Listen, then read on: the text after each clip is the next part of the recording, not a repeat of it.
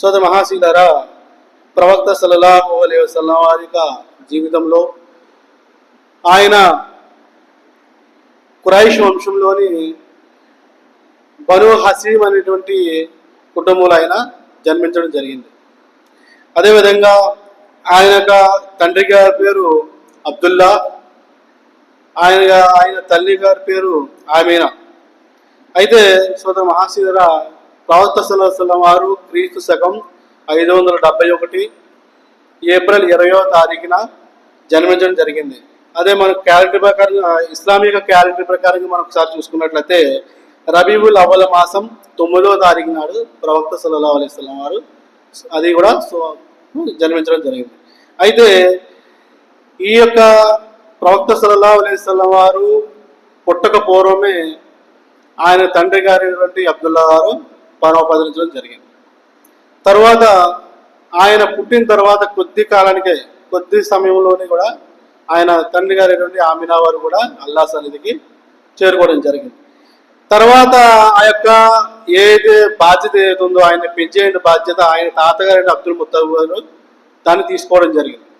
ఆ తర్వాత ఆయన కొన్ని రోజుల తర్వాత ఆయన కూడా అల్లా సన్నిధికి చేరుకున్న తర్వాత ఆ బాధ్యతని ఆయన పెనతండ్రి అయినటువంటి అబూ తాలిబ్ వారు ఆ బాధ్యతని తీసుకోవడం జరిగింది, ఆయన్ని పెంచి పోషించే బాధ్యత.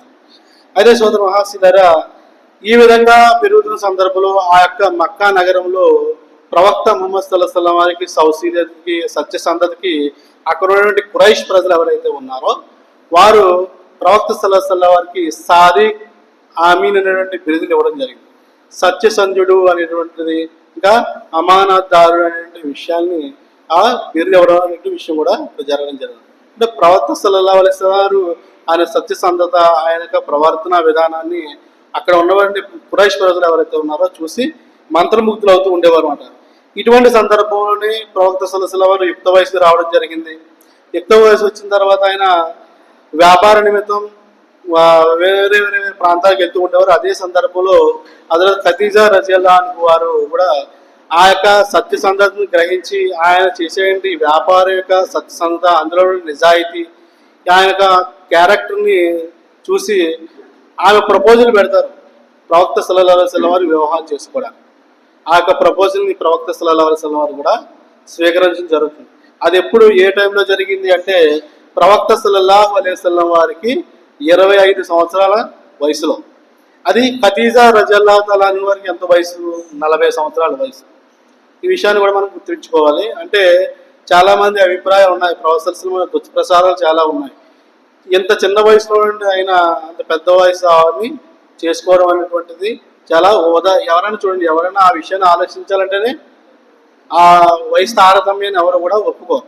ఇంకా తక్కువ వయసులో ఉన్నవాళ్ళు చేసుకునే ఉద్దేశంతో ఉంటారు తప్ప ఎక్కువ వయసులో ఉండేవాళ్ళు చేసుకునే ప్రయత్నం చేయరు. కానీ ప్రవక్త సల్లల్లాహు అలైహి వసల్లం వారు అక్కడ వ్యామోహం, ప్రాపంచిక వ్యామోహం ఉద్దేశంతో కాకుండా పారమార్థికమైన ఆలోచనతో చేయడం జరిగింది సోదర మహాశీలు. ఇంకా ఈ సందర్భాల్లోనే ప్రవక్త సల్లల్లాహు అలైహి వసల్లం వారు తన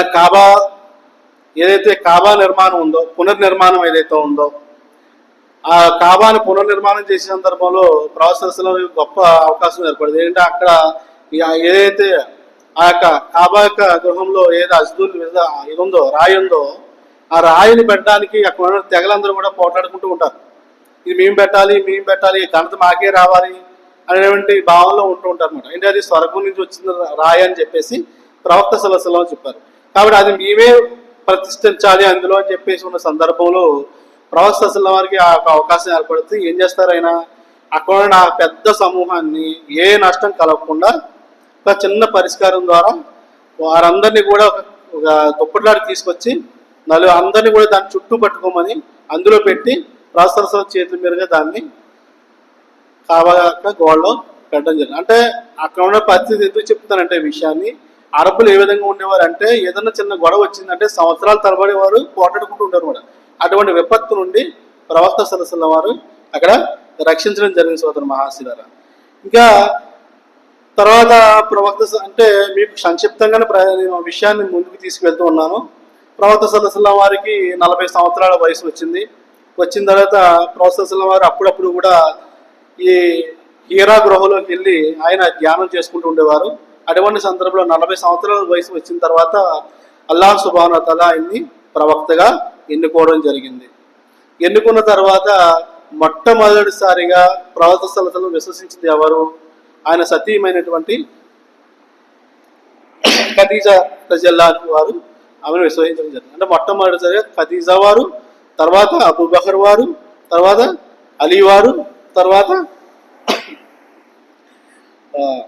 నాలుగో ఆయన జైద్ బిన్ హారిస్ రజల్లాహు వారు కూడా, అంటే ఆయన పెంచుకున్నటువంటి తనయుడు కూడా ఈ యొక్క విశ్వాసాన్ని మొదటగా తీసుకొచ్చిన వారిలో ముఖ్యులు అన్నమాట సోదర మహాశిలారా. అదేవిధంగా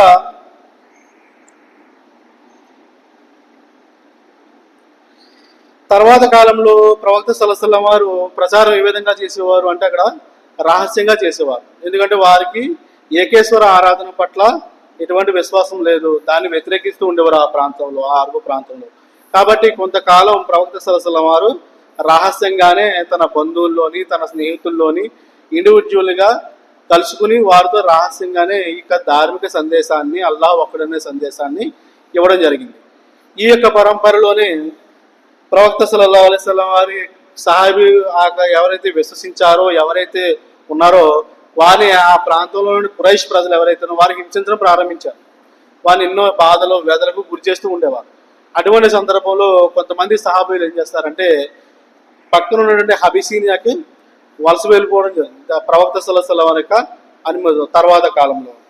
కాబట్టి సోదర మహాశీలరా, మనం ఈ విషయాన్ని ఆలోచించినట్లయితే తర్వాత ఈ పరంపర జరుగుతున్న సందర్భంలో ఆయన ఎవరైతే చేదోడు వాదోడుగా ఆయనకి ఉన్నారో ఆయన పినతండ్రి అయినటువంటి అబూ తాలిబ్ వారు పరమపదించడం జరిగింది. ఆయన ఏ విధంగా ఎంత చేదోడు వాదోడుగా ఉండేవారంటే ఒకానొక సందర్భంలో ప్రవక్త సల్లల్లాహు అలైహి వసల్లం ఒక విషయం అడుగుతారు. ఏమనంటే మీకు ఏదైతే అధికారం ఉందో ఇక్కడ మీ యొక్క ప్రవక్త మీ యొక్క తనయుడు మాకు ఇచ్చేయండి, మీకు కావాల్సిన వనరులన్నీ కూడా మేము సమకూర్చి పెడతామంటే మీరు ఇచ్చే వాటి కోసం నా యొక్క తనయుడిని మీకు ఇచ్చేయాలా అంటే ఏంటి, మీకు మంచి పుత్రుడిని ఇస్తాం మేము, ఎవరు మీకు తీసుకొచ్చి మీకు ఒకరిని ఇస్తాం, ఆయన అన్ని రకాలుగా యోగ్యత కూడా మీకు ఇస్తామని చెప్పేసి, కానీ మీరు ప్రవక్తను మాకు ఇచ్చేయండి అని చెప్పి చెప్తారన్నమాట వాళ్ళు. అటువంటి సందర్భంలో ఆయన ఏం చేస్తారు, నా యొక్క కొడుకును వదిలేసుకుని వేరే అతన్ని కొడుకుగా స్వీకరించాలా అని చెప్పి చెప్తారన్నమాట. అటువంటి ఆయన చనిపోతారు. ధర్ములు అన్ని రకాలుగా చేదోడు వాదోడుగా ఇంటికి సహకారం అందించాయి. ఆ తర్వాత కాలంలో ఆయన సతీమైనటువంటి ఖదీజా వారు కూడా పరమపదిస్తారు. దీన్నే దుఃఖ సంవత్సరం అని చెప్పేసి అక్కడ చెప్పడం జరుగుతుంది. దాన్నే ఆముల్ హుజ్న్ అనే పేరుతో పిలవడం జరిగింది అనమాట. అంటే ఈ యొక్క పరిస్థితులు కూడా ఆ యొక్క సందర్భంలో మనకి ఏర్పడుతుంది. తర్వాత ఈ పరిస్థితులు అన్నీ అయిన తర్వాత ప్రవక్త ధర్మ సందేశం కోసం తాయి పట్టణానికి వెళ్తారు. తాయి పట్టణ సంఘటన మనం చాలా సార్లు వినుంటాం. అక్కడికి వెళ్ళిన సందర్భంలో ప్రవక్త హింసించడం జరుగుతుంది. హింసించినప్పటికి కూడా ప్రవక్త వారికి అవకాశం ఉండి కూడా వారిని శిక్షించే అవకాశాన్ని అల్లాహ్ తఆలా స్వయంగా దైవజనులు పంపించినప్పటికి కూడా కారుణ్యమూర్తి అయినటువంటి ప్రవక్త సల్లల్లాహు అలైహి వసల్లం ఏం చేస్తారు, వీరు కాకపోయినప్పటికీ వీరి తర్వాత వచ్చేవారైనా సరే ధర్మాన్ని స్వీకరిస్తారని చెప్పి వారందరినీ కూడా అక్కడ ఏ విధమైనటువంటి హింసా దౌర్జన్యానికి గురి చేయకుండా అక్కడ ప్రవక్త సల్లల్లాహు అలైహి వసల్లం అక్కడ వారిని విడిచిపెట్టడం జరిగింది. అంటే ఇటువంటి కారుణ్యమూర్తి అయినటువంటి ప్రవక్త ముహమ్మద్ సల్లల్లాహు అలైహి వసల్లం, ఆయన కారుణ్యం గురించి చెప్పుకున్నట్లయితే ఇంకా ఒక్కొక్కరు ఉంటాయి. ఆయన రక్తసిక్తం అయిపోవడం అయిన పరిస్థితులన్నీ మీకు టైం ఎక్కువ అయిపోతుంది కాబట్టి తగ్గించేస్తున్నాను. కాబట్టి తర్వాత సందర్భంలో ఈ విధమైన పరిస్థితులు మనకు కనబడుతుంది. తర్వాత ప్రవక్త సల్లల్లాహు అలైహి వసల్లం మేరాజ్ యాత్రకు వెళ్ళడం జరుగుతుంది. మస్జిద్ అక్సా నుండి మస్జిద్ హరామ్ నుండి మస్జిద్ అక్సా వరకు తీసుకెళ్ళడం జరుగుతుంది. అక్కడి నుంచి ప్రవక్త సల్లల్లాహు అలైహి వసల్లం వారిని మేరాజ్ యాత్ర చేయడం జరుగుతుంది. ఆ మేరాజ్ యాత్రలోనే అల్లాహ్ సుబ్హానహు వ తఆలా ముస్లిం సమాజానికి ఉన్నతమైనటువంటి ఒక బహుమానాన్ని ఇవ్వడం జరిగింది. ఆ బహుమానం ఏంటి, నమాజ్ని అల్లాహ్ సుబ్హానహు వ తఆలా మనందరూ కూడా బహుకరించడం జరిగింది సోదర మహాశిలారా. అది కూడా 50 పూటల నమాజ్ని ఇవ్వడం జరిగింది. అల్లాహ్ కారుణ్యంతో మళ్ళీ దాన్ని 5 పూటలు చేసి మీరు 5 పూటల నమాజ్ చేసినట్లయితే 50 పూటలకు నమాజ్ ఫలితాన్ని కూడా నేను ఇస్తా అని చెప్పేసి ఇక్కడ అల్లాహ్ తబారక తఆలా చెప్పినటువంటి విషయాన్ని ప్రవక్త సల్లల్లాహు అలైహి వసల్లం తెలియజేయడం జరిగింది. తర్వాత ప్రవక్త సల్లల్లాహు అలైహి వసల్లం ఇది అయిపోయిన తర్వాత ప్రవక్త సల్లల్లాహు అలైహి వసల్లం హిజ్రత్ చేసే సమయం కూడా క్రమంలో వచ్చేయడం జరిగింది. ప్రవక్త వారిని కూడా హిజ్రత్ చేసేయండి, సమయం వచ్చింది అల్లాహ్ తబారక్ తఆలా మీరు హిజ్రత్ చేసేయండి అని చెప్పడం జరిగింది. ఆ హిజ్రత్ చేసే సందర్భంలో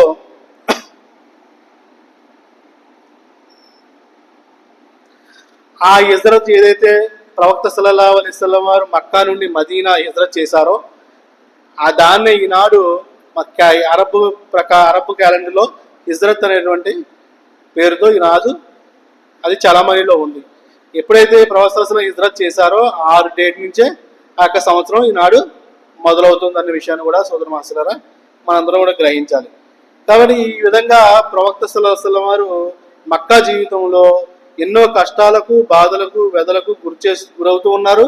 అదేవిధంగా అదే సందర్భంలో ఆయన ఎక్కడ కూడా ధర్మ ప్రచారాన్ని ఎక్కడ కూడా మానకుండా చేయడం జరిగింది. ఇంకా ఈ యొక్క మక్కా జీవితంలో వారిని ఒక ప్రాంతంలో సుమారు 2-3 సంవత్సరాలు బంధించేయడం కూడా జరిగింది. అటువంటి సందర్భంలో ఏమీ లేకపోయినప్పటికీ కూడా అల్లాహ్ కోసం ఆయన ఆ యొక్క ఓర్పుతో సహనం వహించి ఆ పరిస్థితిలో ఉండడం జరిగింది. అంటే ఇక్కడ ప్రవక్త సల్లల్లాహు అలైహి వసల్లం వారి హిజ్రత్ చేసే సందర్భంలో కూడా చాలా సంఘటనలు ఉన్నాయి. ఆయన పట్టుకున్నట్లయితే మీకు ఎన్నో రకాల బహుమానాలు ఇవ్వడం జరుగుతుందని చెప్పేసి ఒక చిన్న సంఘటన చెప్తున్నారు. అంటే అల్లాహ్ యొక్క కారుణ్యం అక్కడ ఎలా ప్రవక్త సల్లల్లాహు అలైహి వసల్లం వారికి ఇచ్చారు అంటే ఆయన వెళ్ళిన గుహలో దాక్కుంటారు, ఆయన సౌర్ గృహలో దాక్కుంటారు. ఆయన వెళ్ళిన సందర్భంలో అక్కడికి ఎవరైతే బహుమానాన్ని ఆశించి ఉన్నారో వారు వెంబడిస్తారు ప్రవక్త సల్లల్లాహు అలైహి వసల్లం. ఆ సందర్భంలో అక్కడ ఎటువంటి పరిస్థితిని అల్లాహ్ సుబ్హానహు వ తఆలా ఏర్పాటు చేశాడంటే ఆ గుహలోకి ఎప్పుడు కూడా ఎవరు వెళ్ళి ఉండలేదు అనేటువంటి విధంగా ప్రవక్త అక్కడ అల్లాహ్ సుబ్హానహు వ తఆలా అక్కడ ఏర్పాటు చేసింది. ఏ విధంగా చేయడం, ఒక సారెడు అల్లివేయడం, ఆ గుహ ముందు ఒక పక్షి గుడ్డులు పెట్టడం. అంటే లోపలికి వెళ్తే సారెడు ఏమైపోతుంది, చిరిగిపోతుంది కదా, పోతుంది కదా. కానీ అల్లాహ్ సుబ్హానహు వ తఆలా మహిమతో దాన్ని ఏం చేయడు, ప్రవక్త వారిని ఏ విధంగానూ కూడా నష్టం కలిగించకుండా ఆయన అక్కడ కాపాడడం జరిగింది. ఈ విధంగా ప్రవక్త సల్లల్లాహు అలైహి వసల్లం వారు మదీనాకి హిజ్రత్ చేయడం జరిగింది. సోదర మహాశయులారా, ప్రవక్త సల్లల్లాహు అలైహి వసల్లం వారు హిజ్రత్ అయిన తర్వాత అక్కడ ఉన్న పరిస్థితులు ఏంటని ఒకసారి మనం ఆలోచించినట్లయితే ప్రవక్త సల్లల్లాహు అలైహి వసల్లం వారిని ఆల్రెడీ అప్పటికి కొంతమంది సహాబీల్ని మదీనా పంపించున్నారు. అదేవిధంగా కొంతమంది కూడా వచ్చి బైట్ చేస్తారు, ప్రవక్త సల్లల్లాహు అలైహి వసల్లం మీరు రండి, మీరు వచ్చినట్లయితే మేము మిమ్మల్ని క్షేమంగా చూసుకుంటాం, అక్కడ ఉన్న వారు అందరూ కూడా మీరు ధర్మ సందేశాన్ని ఇవ్వచ్చు అని చెప్పేసి బైట్ చేస్తారు. ఆ యొక్క సందర్భం అయిన తర్వాతే ప్రవక్త హిజ్రత్ చేయడం జరుగుతుంది. చేసిన తర్వాత అక్కడికి వెళ్ళిన తర్వాత ప్రవక్త సల్లల్లాహు అలైహి వసల్లం వారు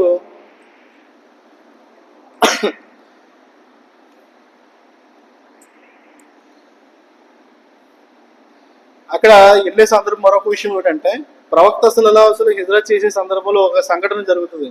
అక్కడ ఉండే ఖురైష్ ప్రజలు ఏం చేస్తారు, ప్రవక్త ఏదో ఒక రకంగా మనం హంతమొందించేయాలి, ఆయన్ని మనం ప్రపంచంలో లేకుండా చేయాలి, లేదంటే ఈ ధర్మాన్ని ముందుకు తీసుకెళ్ళిపోతున్నాడు అని చెప్పేసి అక్కడ ఉన్నటువంటి ఖురైష్ ప్రజలు ఒక్కొక్క దగ్గర నుంచి ఒక్కొక్క యువకుడిని తీసుకుని వచ్చి ప్రవక్త వారిని అంతముంచే ప్రయత్నం కూడా జరిగింది. కానీ అక్కడ అల్లాహ్ తబారక్ తఆలా కాపాడి వాళ్ళందరినీ మొత్తం మైకుల్లో ఉంచి అల్లాహ్ సుబ్హానహు వ తఆలా అక్కడ ప్రవక్త వారిని కూడా కాపాడడం జరిగింది. సోదర మహాశయులారా, అదేవిధంగా ప్రవక్త మదీనా వెళ్ళిన తర్వాత అక్కడ ప్రవక్త సల్లల్లాహు అలైహి వసల్లం వారు ఒక మస్జిద్ కూడా నిర్మించారు. అది మస్జిద్ నబవి.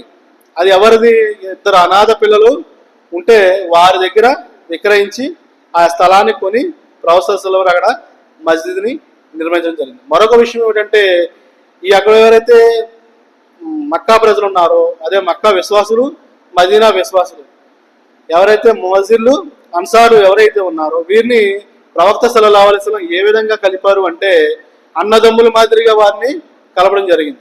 ఏ విధమైన వారు ఏ విధంగా సహకరించారు అంటే అన్సార్లు ఆ రోజున ప్రవక్త సల్లల్లాహు అలైహి వసల్లంకి ఆయన సహచరులకు కూడా ఎంత ఉన్నతంగా సహకరించారు అంటే ఆ వారి దగ్గర ఉన్నటువంటి ఏదైనా ఒక ఆస్తి ఉందనుకోండి, ఆస్తిని మీకు సగం ఇచ్చేసి వారు సగం ఉంచుకునేవారు. ఉదాహరణకి 2 గుర్రాలు ఉంటే వారికి ఒక గుర్రాన్ని ఇచ్చి వీరి దగ్గర ఒక గుర్రాన్ని ఉంచుకునేవారు.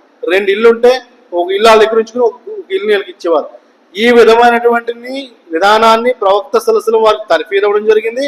ఆ తర్ఫీదును వారు రోజునారు వారందరూ కూడా సహకారం అందించారు. సోదర మహాశయులారా, ఈ విధంగా జరుగుతున్న సందర్భంలో ప్రవక్త సల్లల్లాహు అలైహి వసల్లం వారు అక్కడ జుమా ప్రసంగాన్ని కూడా ప్రారంభించడం జరిగింది. ఆ జుమాలో బనీ సాలమన్ వీధిలో జుమా ప్రసంగం ప్రవక్త సల్లల్లాహు అలైహి వసల్లం వారు ఇవ్వడం జరిగింది సోదర మహాశిరారా. అదేవిధంగా మదీనాలో బస చేసినప్పుడు ప్రవక్త సల్లల్లాహు వారు ఎవరింటి దగ్గర ఆగాలి అనే ఒక సందేహం వచ్చింది. మా ఇంటి దగ్గర ఉండండి, మీరు మా దగ్గరే ఉండండి, మా దగ్గరే ఉండండి అని చెప్పి సందర్భంలో అక్కడ ప్రవక్త సల్లల్లాహు ఒక వంటిని చెప్పడం జరిగింది. ఆ వంటి ఎవరి దగ్గర అయితే వారి దగ్గర బస చేస్తారని చెప్పేసి ప్రవక్త సల్లల్లాహు అలైహి వసల్లం వారు చెప్పడం కూడా జరిగింది. ఆ విధంగానే అక్కడ వారి ఒక సహాబీగా ఆగినప్పుడు వారింటి కూడా ప్రవక్త సల్లల్లాహు వారు సేవ తీయడం జరుగుతుంది సోదర మహాశిలారా. ఈ విధంగా జరిగే సందర్భంలో అక్కడ మదీనాలో విశ్వాసులు ఉన్నారు. అల్లా తబారకుల దయ వల్ల, అల్లా కారుణ్యం వల్ల ప్రవక్త సల్లల్లాహు ఒక మస్జిద్ నిర్మించారు. అయితే అక్కడ యూదులు ఉండేవారు. మదీనా పట్టణంలో యూదులు ఉండేవారు. వారితో ప్రవక్త సల్లల్లాహు ఏం చేశారు, ఒక ఒడంబడిక చేసుకున్నారు, ఒక సంధి చేసుకున్నారు. ఆ సంధిలో చాలా మంది ఆ మదీనా నుండి చుట్టుపక్కల ఉన్న వారు అందరినీ కూడా కలుపుకుని ప్రవక్త సల్లల్లాహు వారు ముందుకెళ్లే ప్రయత్నం చేసేవారు. అదేవిధంగా కపటలు ఉండేవారు. కపట విశ్వాసులు కూడా ఈ యొక్క ఎవరైతే ఉన్నారో ఈ యొక్క యూదులు ఎవరైతే ఉన్నారో వారిలో కొంతమంది కపట విశ్వాసులు కూడా ఉండేవారు. ఏదో విధంగా ధర్మానికి నష్టం కలిగించాలనే ఉద్దేశంతో వారి పట్ల కూడా ప్రవక్త సల్లల్లాహు వారు చాలా జాగ్రత్తగా ఉండేవారు. ఒకనొక సందర్భంలో కిబ్లా యొక్క నిర్ణయం కూడా మదీనా పట్టణంలో ఉండగానే నిర్ణయం జరుగుతుంది. కిబ్లా అనేటువంటిది మీరు అప్పటివరకు ఏం చేశారు, నమాజ్ని బయట అక్సా వైపు తిరిగి నమాజ్ చేసేవారు. తర్వాత దాన్ని అల్లాహ్ తబారక తఆలా మీరు మస్జిద్ హరాం వైపు తిరిగి మీరు నమాజ్ చేయండి అనే విషయం ఆజ్ఞ అల్లాహ్ తబారక తఆలా అక్కడ చెప్పడం జరుగుతుంది సోదర మహాశీలారా. తర్వాత ఈ యొక్క సంగ్రామం జరిగే సందర్భంలో, ఈ పరిస్థితి జరుగుతున్న సందర్భంలో ఎప్పుడైతే మక్కా నుండి ప్రవక్త సల్లల్లాహు వారు మదీనాకు వచ్చేసారో, మక్కాలో నుండి ముష్రికులు ఎవరైతే ఉన్నారో, ఖురైష్లు ఎవరైతే ఉన్నారో వారు ఈ ధర్మంపై మళ్ళీ దాడి చేసే ప్రయత్నం చేశారు. అదే మొట్టమొదటి యుద్ధం బద్ర్ యుద్ధం ప్రారంభమైంది సోదర మహాశిలారా. ఈ బద్ర్ యుద్ధంలో రమారమి అవిశ్వాసులు 1000 మంది ఉన్నారు, విశ్వాసులు 313 మంది మాత్రమే ఉన్నారు. అయితే వారి అల్లాహ్ పట్ల విశ్వాసం వల్ల బద్ర్ యుద్ధంలో విజయాన్ని సాధించడం జరిగింది. అల్లాహ్ తబారక తఆలా దానికి సంబంధించి ఖురాన్లో కూడా మేము సాయం చేశాము అంటాడు. మీకు తెలియని దళాల ద్వారా మేము మీకు సహకారాన్ని అందించామని చెప్పేసి కూడా యుద్ధానికి సంబంధించి ఇది ఎప్పుడు జరిగింది, హిజ్రీ శకం అంటే హిజ్రత్ అయిన 2 సంవత్సరాల్లో ఈ యొక్క యుద్ధం అనేటువంటిది జరిగింది సోదర మహాశీల. ఇది కూడా 12వ తారీఖున రమజాన్ నెలలో జరిగింది. అది కూడా రమజాన్ నెల 12వ తారీఖున ఈ యొక్క బద్ర్ అనేటువంటి యుద్ధం బద్ర్ ప్రాంతంలో జరిగింది. అందులో అల్లాహ్ తబారక తఆలా ముస్లింలకి విజయాన్ని కట్టబెట్టడం జరిగింది సోదరు. అదేవిధంగా ఈ కాలక్రమంలో ఈ యుద్ధం జరిగిన తర్వాత మరొక యుద్ధం జరిగింది, బద్ర్ యుద్ధం జరిగిన తర్వాత. ఆ బద్ర్ యుద్ధంలో విశ్వాసుల సంఖ్య పెద్దగానే ఉంది, కానీ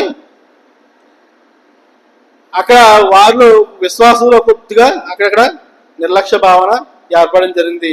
దానికి సంబంధించి ఉహుద్ యుద్ధంలో చాలా మంది సహాబీలు చనిపోవడం జరిగింది. అల్లాహ్ తబారక తఆలా దాన్ని గుణపాఠంగా ఖురాన్లో తెలియజేయడం జరిగింది. అంటే ప్రవక్తలు ఏం చెప్తారంటే, ఒక ప్రాంతంలో మీరు ఇక్కడే ఉండండి, ఈ కొండ మీద ఉండండి, ఉంటే మీకు శత్రువులు ఎవరైనా వచ్చినట్లయితే మీరు గమనిస్తారని చెప్పినప్పుడు ఆ ధనం యొక్క వ్యామోహంతో ఏం చేస్తారంటే ఆ సహాబీలు కొంతమంది కొండ దిగి వచ్చేస్తారు. ఆ వెనక మాటేసినటువంటి ఖురైష్ ప్రజలు ఎవరైతే ముష్రికులు ఉన్నారో వారు ఏం చేస్తారు అంటే వెనక నుంచి దాడి చేసి రమారమి వాటమి పాలయ్యే పరిస్థితి ఏర్పడిపోతుంది. కానీ అల్లాహ్ కారుణ్యం వల్ల అక్కడ విజయాన్ని సాధించడం జరిగింది సోదర మహాశిల. ఈ విధంగా 2 యుద్ధాలు చేయడం జరుగుతుంది. అదేవిధంగా తర్వాత తెగల విశ్వాసం తెగలు అయితే ఉంటాయంటే ప్రవక్తల వారి యొక్క మదీనా పట్టణంలో యూదులతో కొన్ని తెగలు ఉన్నాయి కదా, వారందరినీ కూడా సమీకరించుకుని వారితో సంధి చేసుకున్నారు కదా. తర్వాత వారు ఏం చేస్తారంటే ఈ సంధిని విడగొడేస్తారు, దాని నుండి తప్పించేసుకుంటారు. ఇది హిజ్రీ శకం 4వ సంవత్సరంలో హిజ్రీ జరిగిందంటే 4వ సంవత్సరంలో ఈ సంఘటన చేయడం జరుగుతుంది సోదర మహాశిలారా. కాబట్టి తర్వాత విషయం ఈ విధంగా జరుగుతుంది. అదేవిధంగా తర్వాత సందర్భంలో అహజాబ్ యుద్ధం అంటే కందక యుద్ధం, ఇది ఇస్లాం ధర్మంలో చాలా ప్రాముఖ్యమైనటువంటిది. ఈ కందక యుద్ధంలో చాలా మంది విశ్వాసులు చాలా మంది మరణం చెందారు. కానీ అల్లాహ్ తబారక తఆలా నెలల తరబడి యొక్క యుద్ధం జరిగింది. ఆ యుద్ధంలో అల్లాహ్ తబారక తఆలా దీంట్లో కూడా విజయాన్ని సమకూర్చడం జరిగింది సోదర మహాశిలారు. అదేవిధంగా చూసుకున్నట్లయితే ఇందులో ప్రప్రథమంగా మదీనాలో జరిగినటువంటి పరిస్థితుల్లో హుదైబియా ఒప్పందం అనేటువంటి చాలా ప్రాముఖ్యత సంతరించుకున్నటువంటి ఈ విషయాన్ని చెప్పి నేను ముందుకెళ్ళి ప్రయత్నం చేస్తాను. హుదైబియా ఒప్పందంలో ఏముంటాయంటే ఇది అందులో కొన్ని నియమాలు ఉంటాయి. సంక్షిప్తంగా చెప్తున్నాను మీకు. ఒక వ్యక్తి ఎవరైనా సరే మదీనా నుండి మక్కాకు వస్తే మేము అతన్ని పంపించాం ఖురైషీల యొక్క అందులో రాసుకునే వడంబడికలు. కానీ ఎవరైనా సరే ఇక్కడి నుంచి మక్కా నుండి మదీనా కానీ వచ్చినట్లయితే మీరు వారిని తిరిగి పంపించారు, మీ దగ్గర ఉంచుకోవడానికి కుదరదు. ఈ విషయాలు కొన్ని విషయాలు వచ్చినప్పుడు అక్కడ ఉన్న సహాబీలకు నచ్చదు. కానీ అల్లాహ్ తఆలా ఆజ్ఞ దాన్ని ప్రవక్త వారు అమలు పరిస్థితి తర్వాత దాని సత్పత్తులు ఎలా ఉంటాయంటే అంటే ఈ వడంబడికలు ఏం చేయొచ్చు అంటే ఈ విశ్వాసులు అవిశ్వాసులు కూడా వ్యాపార నిమిత్తం ఇక్కడికి అక్కడికి తిరగవచ్చు, వారి వ్యాపారాలు సంధి చేసుకోవచ్చు. ఈ విధంగా చేసినప్పుడు మదీనా ఎవరైతే వచ్చారో వారు వీళ్ళ యొక్క ప్రవర్తన విధానాన్ని వీళ్ళ క్యారెక్టర్ని చూసి మృద్ధుల ఇస్లాం దారిలోకి వచ్చిన వాళ్ళు చాలా మంది మనకు కనిపిస్తారు. ఈ యొక్క హుదైబియా ఒప్పందంలో ఈ యొక్క విషయాలు మనకు కనిపిస్తాయి సోదరం. ఇది కూడా హిజ్రీ శకం 6వ సంవత్సరంలో ఇది చేయడం జరిగింది. ఇందులో హుదైబియా ఒప్పందంలో పరిణామంగా చూసుకున్నట్లయితే ఇందులో కొంతమంది ప్రముఖులు ఇస్లాం స్వీకరించారు. అందులో ఇద్దరు పేరు మీ ముందు ఉంచుతాను. హజరత్ ఖాలిద్ బిన్ వలీద్ వారు, హజరత్ అమర్ బిన్ అస్. ఈ వీరు ఆ సందర్భంలోనే హుదైబియా ఒప్పంద సందర్భంలో ఇస్లాం స్వీకరించారు. ఎందుకంటే ఖాలిద్ బిన్ వలీద్ గురించి మనం చాలా ప్రస్తావన ఉంటాం. ఆయన ఎక్కడికి వెళ్ళినా సరే యుద్ధంకి వెళ్ళినప్పుడు తప్పనిసరిగా అది విజయం వచ్చేసారు. అల్లాహ్ తఆలా ఆ విధంగా అనుగ్రహించడం. అటువంటి వ్యక్తి అల్లాహ్ తబారక ఆ సందర్భంలో ఇస్లాం అవకాశాన్ని ఇచ్చండి.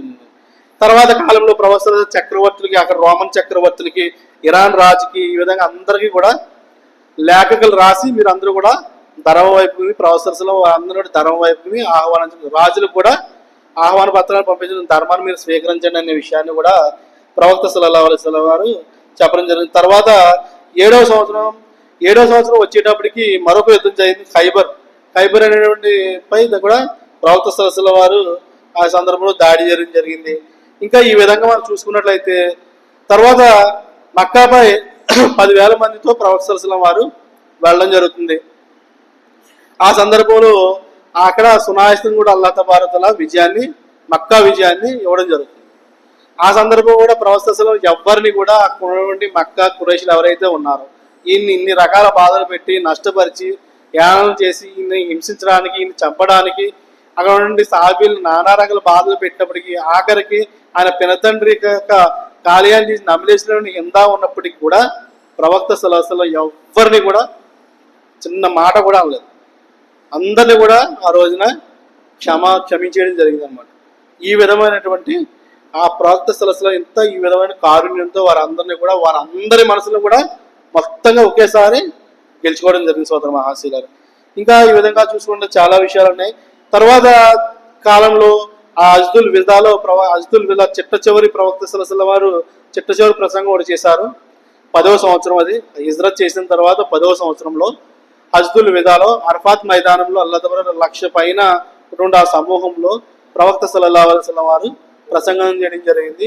అక్కడ ఒక వాక్యాన్ని కూడా అల్లాహ్ తబారక తఆలా అవతరింపజేశాడు. ఏంటంటే మీ కొరకు మీ ధర్మాన్ని నేను పరిపూర్ణం చేశాను అనే విషయాన్ని అల్లాహ్ సుబ్హానహు వ తఆలా ఆ సందర్భంలో ఇక్కడ అవతరింప చేయడం జరిగింది. కాబట్టి మీకు సంక్షిప్తంగా చెప్పే విషయం ఏంటంటే సోదరులారా, ప్రవక్త సల్లల్లాహు అలైహి వసల్లం యొక్క జీవితంలో మనకి చాలా ఆదర్శం ఉంది.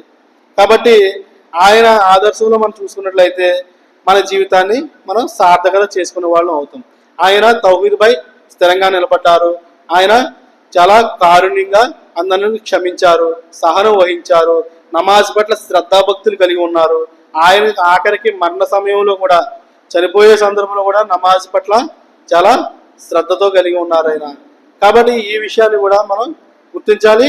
ఈ విషయాలన్నీ కూడా మన జీవితంలో అమలుపరుచుకున్నట్లయితే అప్పుడే ఆయన ఆదర్శం మనకు ఉన్నట్టు అవుతుంది. కానీ కొన్ని విషయాలు పట్టించుకుని కొన్ని విషయాలు వదిలేసినట్లయితే ఆయన పట్ల ఆదర్శమైన జీవితం మనకు ఉండదు. మరొక విషయం ఏంటంటే ఆయన పుట్టినరోజు పేరు చెప్పి మన కష్టాలకి ఏదైతే అల్లరి పనులు ఉన్నాయో ఇవన్నీ చేయకుండా ఆయన ఉన్నతిని పెంచడానికి మనం అల్లాహ్ ముందు విజయం సాధించడానికి దాన్ని సోపానంగా చేసుకోవాలంటే అది ఇహలోకంలోను పరలోకంలో కూడా మనకి అలాగే కార్యం ఉంటుందని చెప్పి నేను కోరుకుంటూ ఈ అంశాన్ని వాకృదానం